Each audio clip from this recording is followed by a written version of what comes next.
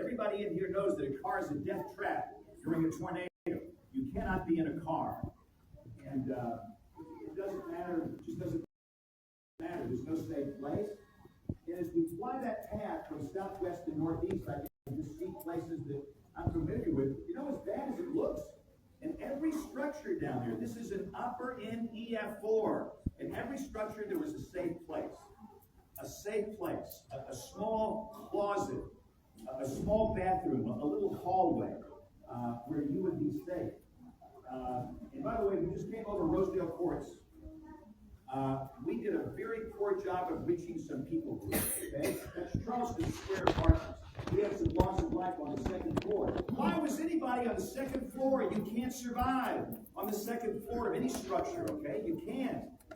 Was it the messaging? Did they not hear it? Let me tell you what, I didn't talk about this thing for days and weeks and months because I really had nothing I wanted to say. But hey, this is behind the old Tuscaloosa High School, behind Super High School. These houses fared very well. They were built well. Most of these houses were built in the 1930s and 1940s. And I was extremely impressed by the engineering and how well they fared after this thing came through. So, has anybody ever heard of University Place Elementary School? That's University Place. I still call it. That was a new school to me when it was destroyed. Of course, now they have a newer school. And we're about to come out over Forest Lake, and this is my world. When I worked for Burt Bank, WTBC, the Big 1230, we were on where? 15th Street, right across from Forest Lake. This was my world. I mean, I spent more time at that radio station than I spent at Tuscaloosa High School. And I did not go down 15th Street until June. I did not want to. This is 15th Street. And I was with a group touring the damage. We came through Alberta City and Hope, and I just stopped. I didn't want to see this. I saw the video from the air, but I finally saw it from the ground in June. At some point, you need a mental break from this. This is US 82 right here, McFarland. You'll see the Hobby Lobby Shopping Center. I could let this thing roll for a long time. Of course, you know, it came on out through Alberta City and ultimately Hope, and then it stayed down all the way through the western part of Birmingham. I was in Pratt City last night. But this is all that matters to me, guys. Hey, Danielle was about 2 weeks away from graduating, senior at the University of Alabama. She was going to be a social worker. She pretty much had a job lined up. She was going to move to Florida. She was killed April 27, 2011 at 31 Beverly Heights. Okay? This is what I think about. When I think about this day, I don't go to YouTube and watch all the tornado videos. I don't watch any of that. I think about these people. I've memorized almost every single name. Man, that is motivating for me. I'm old as dirt, but I'm strong as an ox, and I'm just getting started because we have so much work to do.